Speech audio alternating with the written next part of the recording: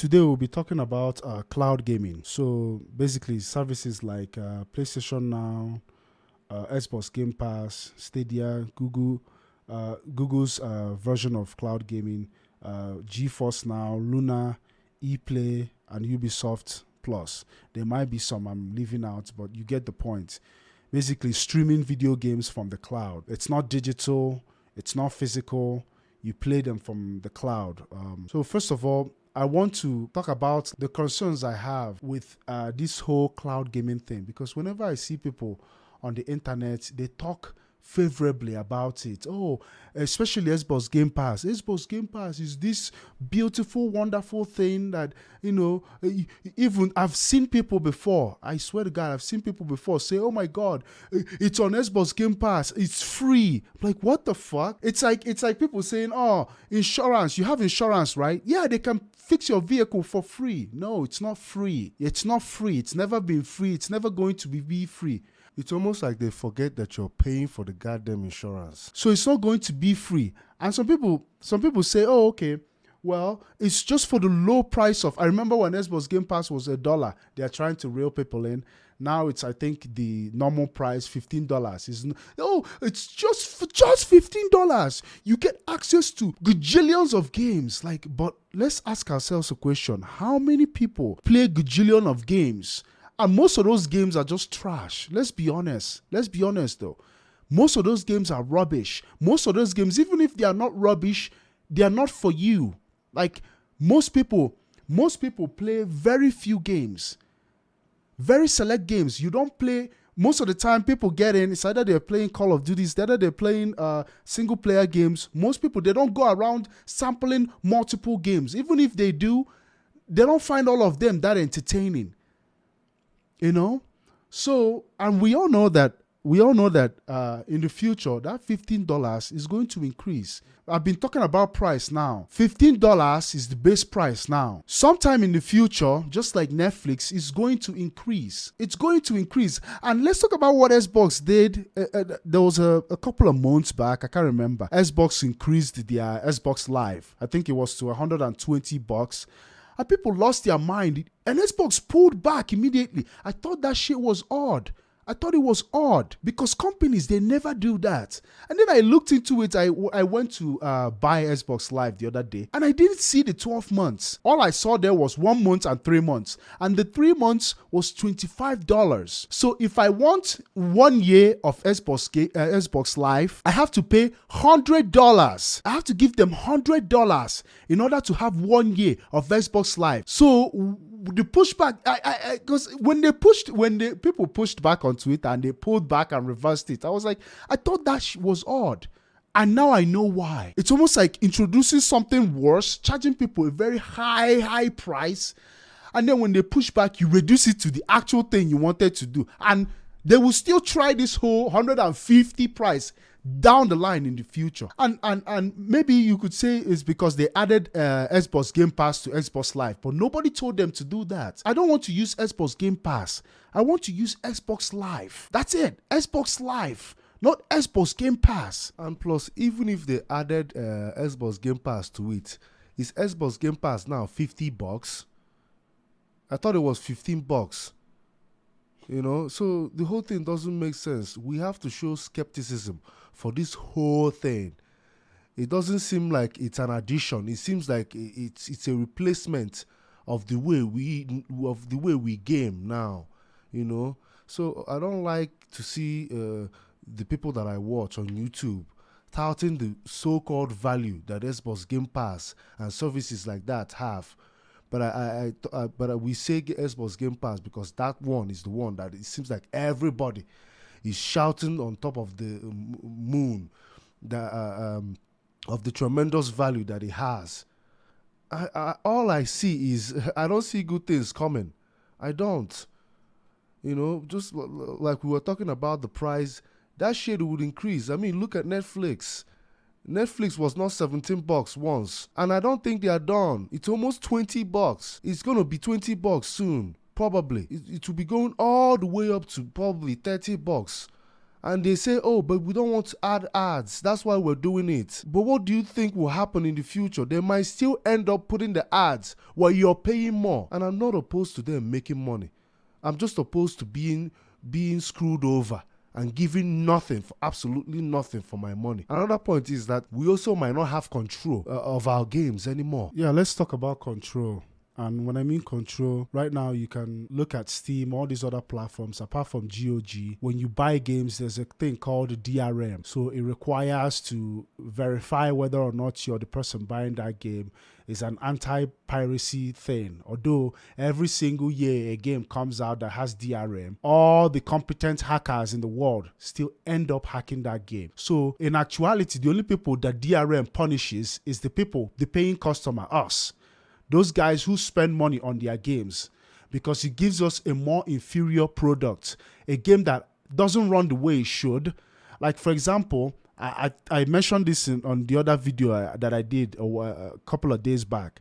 For example, the other day I tried to install Red Dead Redemption on my computer, but it was having, I don't know if it was compatibility issues, but I think it was the Rockstar game launcher. It wasn't acting right. It's still having issues. And when I looked it up, that issue was something people were having when the game released, first on PC. So that's a form of DRM that Rockstar didn't have to put extra on the PC front, because Steam has a version of DRM. But Rockstar still wants to shoe on this fucking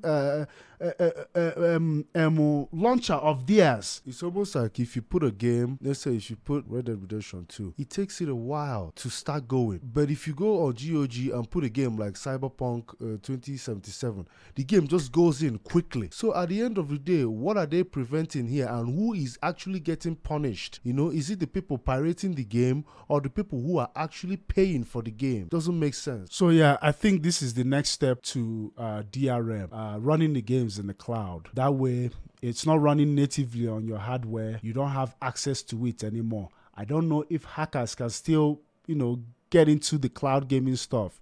I don't know. Basically, what I'm trying to say is, at the end of the day, we are the ones who are going to be punished. And not only that, how do you even run mods on games that are living in the clouds? Because we all know how much these people hate mods. You know, those things that keep you playing their shit of a game that they made. Sometimes they don't even finish. Sometimes it's fucking boring. Sometimes they don't even make effort to add more things into the game unless they are charging you for it. You know, those things that keep you playing their 50, even sometimes 20-year-old games. They hate those things so much because they are not making money from it. Okay, even if you're not making money from it, then take from those people. Find out what people want and then put them in the game as an addition. And another point we're not even thinking about is the whole, are they going to make us pay for the games in the future? I don't think that is ridiculous. Don't say, oh, that's ridiculous. This is the same company that just changed their whole Xbox Live paying model to charge you more. And they did it in a very sly and insidious way. So don't say they are not going to do it in the future. Because right now, you think that Xbox Game Pass is good and lovely. It's because right now they are trying to get you to where you're bonded with the whole thing. And when they do the decision, when they make a decision like that, and whatever bullshit reasons they will come up with, to justify making you pay for the games again while paying for the services, whatever bullshit excuse they come up with, they'll be like, you're not going anywhere. We already have you. Where are you going to go? That is where they are going to. That is where all this thing is going, And the worst part is you can't even own those products anymore. The only way to preserve games now is either through GOG, you download it, you have it digitally, you can put it on a hard drive so that whenever you want to play the game, you can, reinstall it. You own, whenever I talk about ownership, I have to clarify because, some people, oh, well, you don't even own games now. I'm not talking about owning it in the sense that I own the intellectual property. I cannot own and mass produce because this is what they are trying to. This is why DRM exists, because they don't want people not paying for the product. I pay for every single game I buy because I know, not for the companies, but I know there's a lot of people who rely on those companies to be around. There's a lot of devs, a lot of graphics designers, voice actors. There's people who worked on those games. So if I like a game, I like to support it with my money. But I also like to own that game so that whenever I want to launch it, I don't have to be connected to the internet. I don't have to do any of those stuff, especially if that game is a single player experience. I don't need internet to play a single player experience. All I need is the fucking game. All this extra stuff they put DRM to just block. They are punishing us, the people who are paying for those products. The people who are not paying for those products are still hacking those games in droves. And if DRM is this, if piracy is this huge problem they're having, like most people wouldn't spend money on their products. I wouldn't spend money on their products. But most people understand there are people, actual people, working on those games, and they buy those products, to support those people, to support that company. But rather they punish us. So owning games when games live in the cloud will be next to impossible. Like, I don't know how you would go about owning those games when they live in somebody else's cloud farm. You can't even own those games anymore. First, they did away with physical. Second, they are now trying to do away with digital. This is the next step. The only way to even preserve games now is either emulation, the physical games, or the digital games. It's just like the whole Xbox and PlayStation coming up with a diskless consoles. People for a diskless console. I see that as them testing the waters. And I don't understand the people who buy diskless consoles for the convenience. You can also have your convenience while not sacrificing the choice and options that you've been given with disc and diskless. So at the end of the day, buying a diskless console while you have the option to buy the one with the disc console is redundant, because you can get the one with the disc and also have the ability to buy your games digital, thereby still having the choice of both, whether you want the disc or the diskless. But I get it. How they get you is they decrease the money for the diskless by a little bit. But I still think that you should look at the bigger picture and understand that what they are doing at the end of the day, it's not about you. It's not about giving you the convenience. It's not about giving you the value that you should have. It's all about how they will make money. And I'm not opposed to them making money. I will say it again. That's not the point. I want to pay for my games. I'm not telling them to give me free games here. But I want to be able to pay for something that is valuable, not garbage. I don't want to pay for garbage. I want to pay for something valuable, not something that is made only to just siphon more money from me and just help them. That's not what I'm looking for here. I'm looking for a transaction where I give them money and they give me something valuable. Next point is, let's talk about title availability. For example, when it comes to Netflix, have you noticed that sometimes you see shows, they're available for just a small while, and then they leave and then they go to another platform? So something like going to Hulu, because Hulu is the next thing I could think of. So that means you have to get Netflix and also get Hulu in order to have titles that are available on this platform and that platform. And what that means is, now in order for you to watch those shows, you have to have more subscriptions. You have to pay more in order to watch those shows, because a title might be available on Netflix, the next day it's not. It has went to Hulu.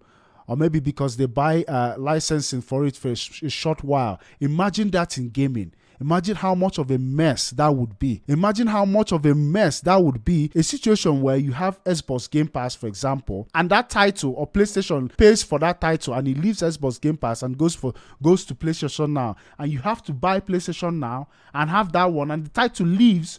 Or even sometimes the title will leave and go into another subscription base, maybe like GeForce Now or Luna or Stadia. So you have to have all these things. It furthers the whole thing, just furthers the whole, this game exclusivity thing, where if you have Xbox Game Pass, you cannot play all the games. I think that everybody would agree. You want to play a game like God of War, which is going to be available in just PlayStation. I know it's coming to PC now, but on release, we would want to do away with the whole exclusivity thing. This whole cloud gaming will not mitigate that. It would even make it worse, because everybody would like their own services to be valuable, more valuable than the other person's services. And what would that cause? Would that also mean that the game devs individually will have their own services as well, which I'm guessing probably might be. So now I want to play this game before I could just pay for this game and this game and this game and this game. Now I have to get the services for this game, for these services and these services and these services, just to play the one game that I want to play there. And what if the scenario that I talked about before happens, where I have to still pay for the games while I got the services? So now I'm paying for all these services and I also have to buy the game. And like I said before, it is not that ridiculous. With these companies, I don't put anything past them, because it's not about giving us value anymore. It's about how they will make all the money and then give you garbage. And I'll keep on saying that, because that's what it is.